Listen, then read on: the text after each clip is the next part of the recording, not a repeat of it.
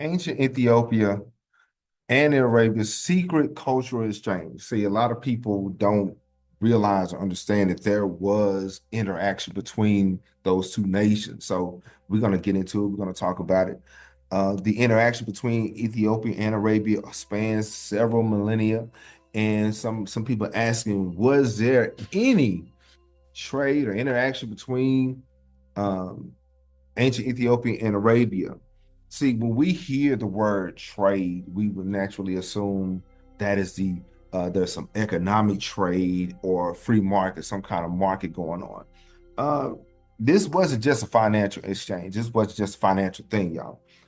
So trade that is rooted in this is rooted in geographic proximity. That was right next to each other. There's religious exchanges. There was political alliances. These interactions influence the development of societies in both regions, and it has significant impact on culture, language, religion, as well as economics. So we're going to get into it. So as you can see the map right here, there's a map.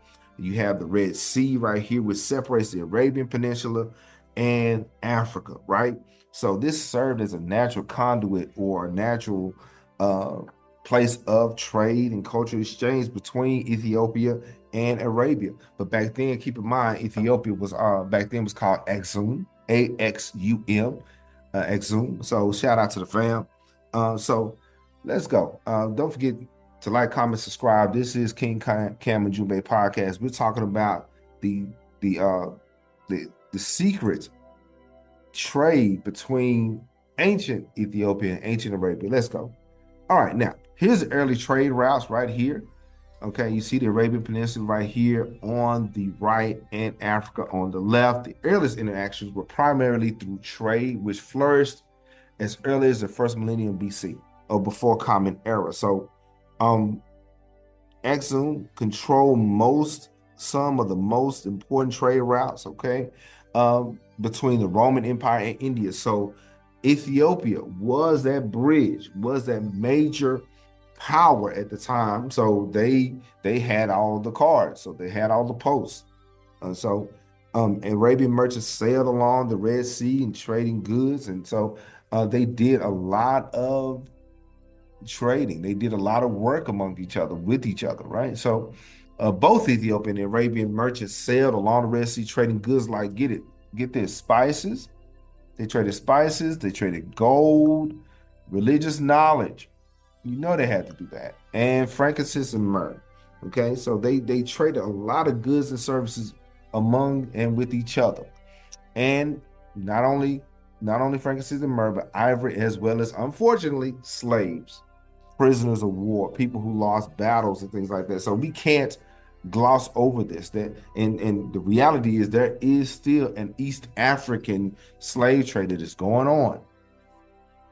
Okay, we can't just gloss over history and look at it through rose-colored glasses. The reality is slavery was happening, and people were enslaving other ethnic groups and other cultures. All right, so that's what they traded. That's the things they traded. Once again, they traded spices, they traded gold, religious knowledge. So this was more than economics. This was more than money. This was information, right? Now, there was some linguistic, cultural connections. Okay, some of the Ujumbe fam, shout out to the fam out there. They asked about the linguistic connections in the area. There were some interactions through words. All right. So they left cultural exchanges, left traces in the languages of both regions. Both sides benefited. Right. Let's get into it. Now, the Ge'ez script used in ancient Ethiopia shows connections, get this, connections with the South Arabian script, pointing to significant early cultural exchange. So the language was connected. The Ge'ez is the liturgical language of the Ethiopian Orthodox Church, shares roots in Semitic languages like Arabic. So this culture is rooted in the language. So, and to my understanding, you guys correct me if I'm wrong, but the people of Yemen still have their root words. Some of their root words are either Amharic or Ge'ez? Let me know. Okay, of course there was Sabean interaction. Located in Yemen, founded the kingdom of Sheba. All right, they have strong Cushite roots, or at least were heavily influenced by Cushite culture. We talked about this before. Check out the previous video on that. There's a natural connection because they're right next to each other. There's a natural connection between the Sabians and the large Ethiopian cultural sphere, and contends that their advancements in trade, agriculture, architecture were derived from the Kushite people. Now, I'm gonna say this: if you want me to discuss the Sabian kingdom, comment below. Let me know. But yeah, Yemen and Sheba, Exum was next door neighbors, so they did interact. So there was some cultural interaction, there was some religious knowledge, there was language interaction. All right. Now, of course, we got to get into it. There was some religious interactions. You know, we had to do that. We know we had to do it. All right. Now, this was pre-Islamic period. Okay, the Ethiopian Orthodox Tewahedo Church. Shout out to the fam. Before the rise of Islam, Ethiopia was already a Christian kingdom, officially converting Christianity in the around about the fourth century under King Zana of Arabia. On the other hand, there was a mix of there was polytheistic groups, and of course the Judeo-Christians out there, the Jewish nations in Ethiopia. Okay, so during this period, Ethiopia played a significant role in the Christianization of Arabia. So the the the um, the Ethiopian Orthodox Church has been around for a very long time, and so one of the most notable examples was the story of Abada, a Christian Ethiopian general who ruled Yemen, which is part of Arabia, was a province of Ethiopia at the time, in the 6th century after the Axumite conquest. The Hamorite nation, Abarha, built a grand church in Yemen, to challenge the Kaaba's religious significance in Mecca. Okay, the story is preserved in Islamic tradition, particularly the year of the elephant. Okay, and when Abarha attempted to attack Mecca, ended in failure. Okay, which concedes with the birth of the Prophet Muhammad. Now, I'm gonna tell you this though. I was told, um, tell me if I'm wrong. I was told that the Ark of the Covenant is in Ethiopia. Okay, if you guys know, tell me in the comments. Okay, let me know in the comments. And should we discuss the Ethiopian history and its connection to the Ark of the Covenant? I'm interested. I'm for it, but y'all let me know. Okay. So yeah, they did have some religious interactions there. Okay, now the rise of Islam in that area. Okay, the rise of Islam in the 7th century created a new dimension in the interaction between Ethiopia and Arabia.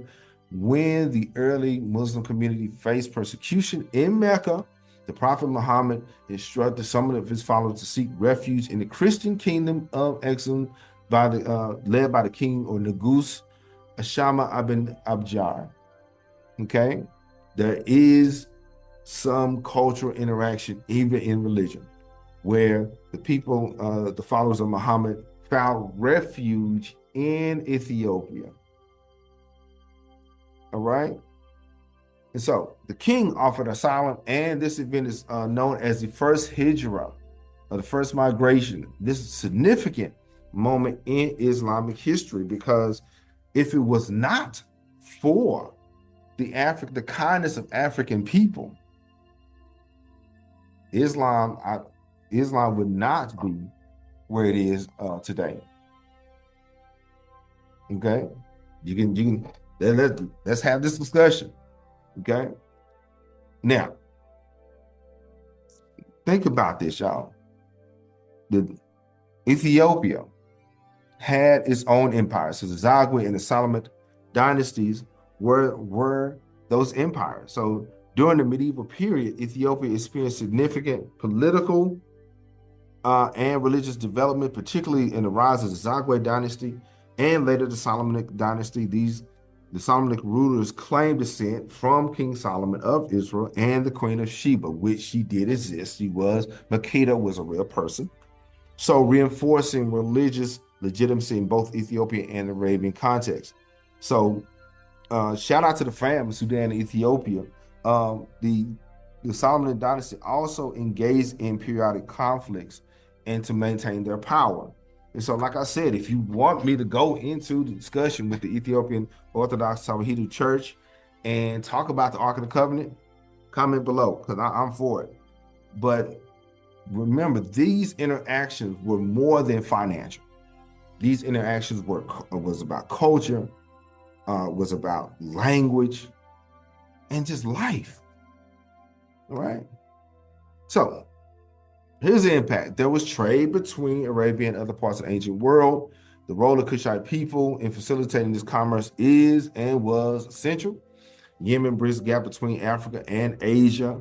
The ancient trade routes that passed through Arabia connecting Africa, Asia, and Europe were, according to Houston and many others, initially controlled by the Cushite people. So, yeah, these interactions were important, and we still need to work with each other. We still need to handle each other right, okay, and to treat each other with respect, right? All right, now I'm done. But then coming up, Queens of the South, latest of the North and South. And speaking of the Queen, my grandmother, special shout out to my grandmother. She, as of today, November 4th, she is again 21 years old. So we did celebrate her last weekend, and we had a great time. So much love to my grandmother, Mama Anita. This special shout out to you. And so I really am thankful for my family. I'm thankful for the people. And we're going to continue. Let's go. We're going to continue our next book, the first female pharaoh, Sebek Neferu, goddess of the 7 stars. The link is in the description. What's next? We're almost done with the book. We will discuss chapters 11 through 13. Babylon is next. Babylon is next. For more on ancient Cush and Babylon, check out Sister Danita Smith, Yaya Shabaka, AE Learning. Shout out to the fam out there. Don't forget to like. Don't forget to ask questions. Ask me questions. If you don't ask questions, we don't get answers. Got to learn together. All right. Here's some more books: Arabia and the Arabs. And of course, The History of Ethiopia by Harold Marcus, Makeda, Queen of Sheba, and the Kebab Nagast. All right. Ancient Ethiopia and Arabia's secret cultural exchange. All right. I will talk to you later and have a good one.